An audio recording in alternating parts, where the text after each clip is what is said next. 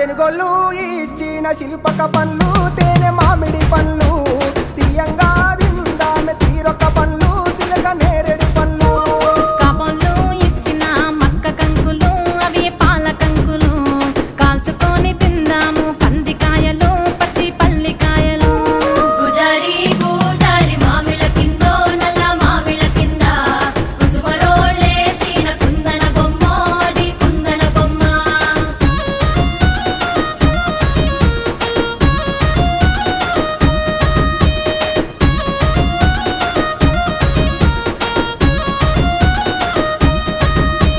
బెస్తోలు పెట్టిన పచ్చి చేపలు